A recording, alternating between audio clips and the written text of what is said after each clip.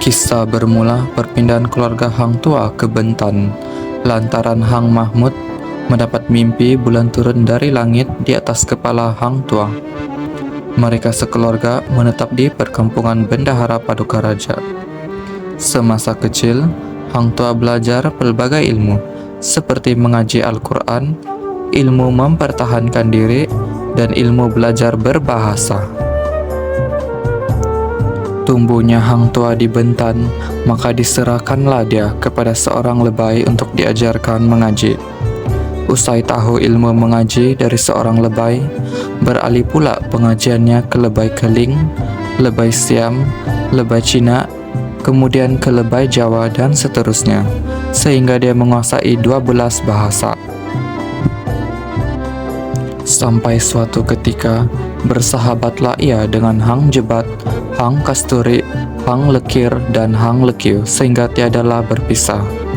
Mereka 5 bersaudara akhirnya berlayar dibekalkan beras, keris, dan perang.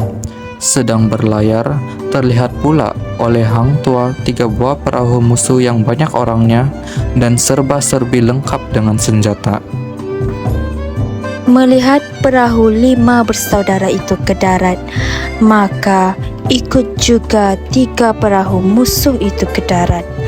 Sesampainya di darat, orang yang mengikat itu pun dengan sukacita berkata, "Sekali ini dapatlah budak-budak akan penakawan kita." Berlakulah pertempuran dahsyat antara 5 bersaudara itu melawan 3 orang musuh. Larinya penjahat-penjahat ini kemudiannya menyampaikan segala ehwal temannya yang mati dan luka kepada penghulu. Penghulu musuh itu pun terlalu marah serta berkata, "Bongkar sauh kita." Maka dilihatnya budak-budak 5 itu berlayar menuju ke Singapura dan diekori perahu mereka berpihak kepada takdir. Lading 5 bersaudara itu pun didekati dendang 7 buah. Musuh 3 buah itu pun undur. Dilihatnya batin Singapura, kelima-lima budak itu bersoal jawablah mereka tentang ehwal pertikaman. Batin Singapura menasihati Hang Tua 5 bersaudara untuk menaiki perahunya dan membawa 10 tawanan itu juga. Maka diketahuilah daripada para tawanan itu bahawa mereka diperintah oleh Patih Gajah Mada di Majapahit untuk merompak Palembang.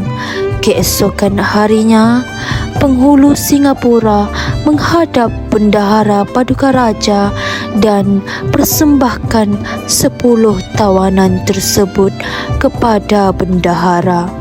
Penghulu juga memberitahu Bendahara tentang kehebatan Hang Tua dan para saudaranya. Penghulu kembali ke perahunya apabila penghulu melihat Hang Tua 5 bersahabat berdiri di muka pintunya. Maka ia pun berhenti lalu memegang tangan Hang Tua dan Hang Jebat. Penghulu bertanya, "Di sinikah kedai dan rumah ibu bapa saudaraku kelima?" Hang Tua menjawab, "Di sinilah kampung sahaya." Penghulu pun duduk dan makan sirih. Setelah itu, ia bermohon untuk kembali ke perahunya. Hang Mahmud menghantar sirih pinang dan makanan-makanan kepada penghulu itu. Hang Tua mencadangkan mereka berlima untuk pergi berguru dengan Arya Putra. Arya Putra bertanya, apakah hajat mereka berlima datang kepadanya. Maka Hang Tua membalas, "Sahaja hamba-hamba datang, ini minta diperhambai."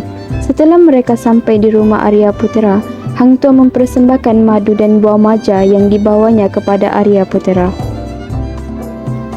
Arya Putra mengajarkan pelbagai jenis ilmu kepada mereka berlima seperti ilmu isyarat hulu balang dan firasat dan ilmu penjurit. Tetapi lebih juga Hang Tua diajarinya barang ilmu dan isyarat.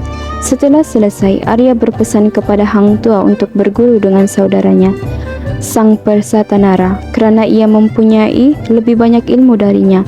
Maka Hang Tua pun duduklah berhambakan dirinya kelima bersahabat di bukit itu kepada Arya Putera.